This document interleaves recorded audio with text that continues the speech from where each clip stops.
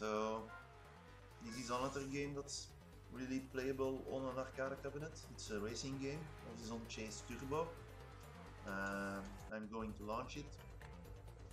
As with the previous games, I use Xbox 360 controller emulation through Steam.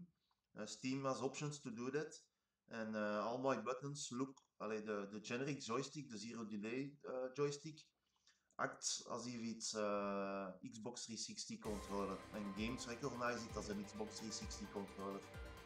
So it doesn't need that many buttons. You need A and B, which fits with me, A, B, to select and go back.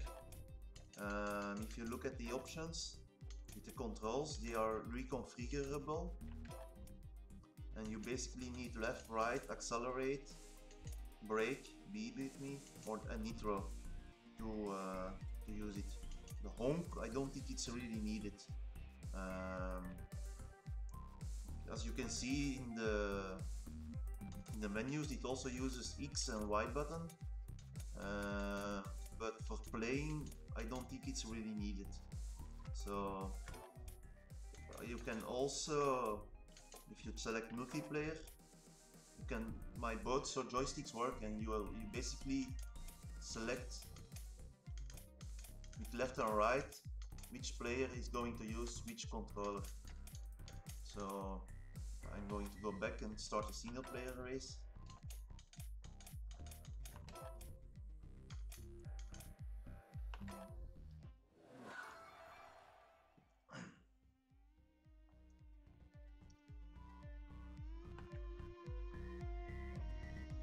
I haven't played it much.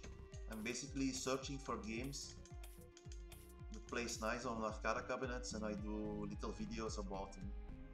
So let me select some race.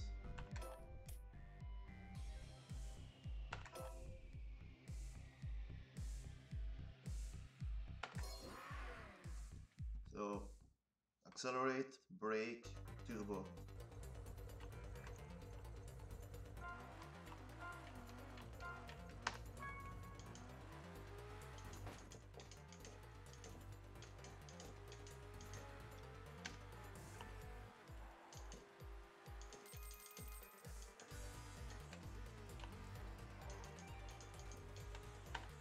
I'm not sure how the turbos are gotten. I get 3 by default.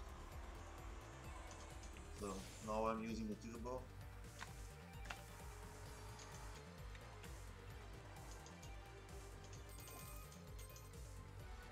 I also don't know if you can get more turbos during gameplay if you have used them, or if you only get 3 turbos during each race.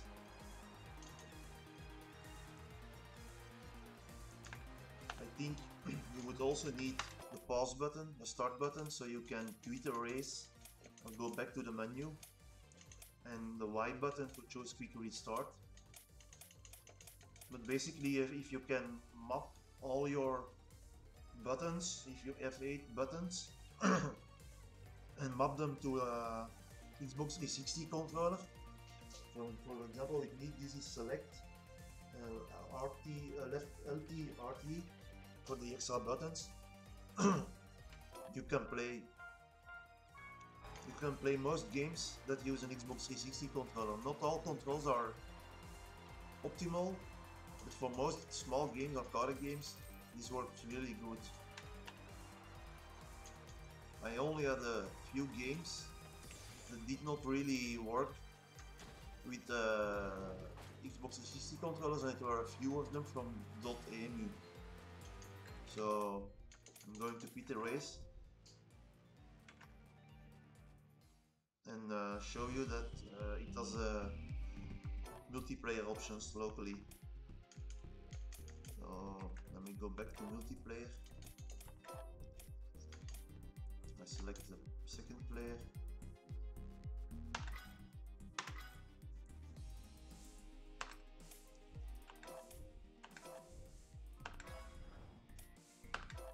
I'm not sure if it's split, yeah, it's split screen.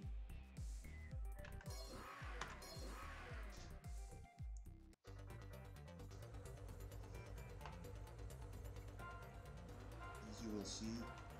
Both joysticks work. I can play with this one. Use turbo, brake. Or I can play with this one. So if you have two people playing on your arcade cabinet. Oh. I think the turbo is not working. I have to check that. Maybe it's mapped to a different button with me.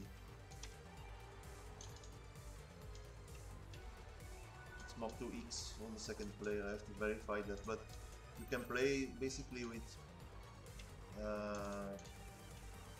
two people on the same arcade cabinet, so that's really nice.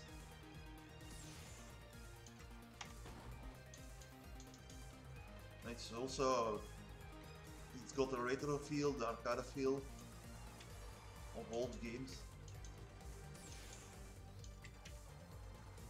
I'm not certain if I can remap the buttons. Let me check. Oh yeah. So let me put them the same. Remapping is basically you press the button and you press A button and then you select what you want to use. So I'm going to put it the same, nitro. So now it's using the same layout. I've used all my turbos. It's really easy, really good, nice game.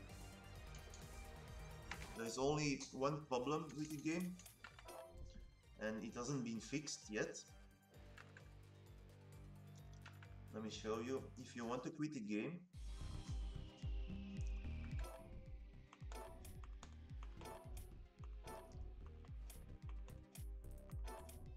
you do back here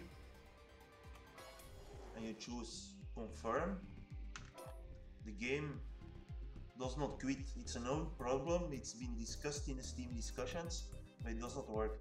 But I created an auto hotkey script for all my Steam games, where if I press the select and start button together, it will kill the active window, and then the game also stops. And it doesn't really kill it. It sends a signal, basically Alt F4 or something, to close the game, and the game can be closed using that. So yeah, that was Horizon Chase Turbo. I hope you liked it.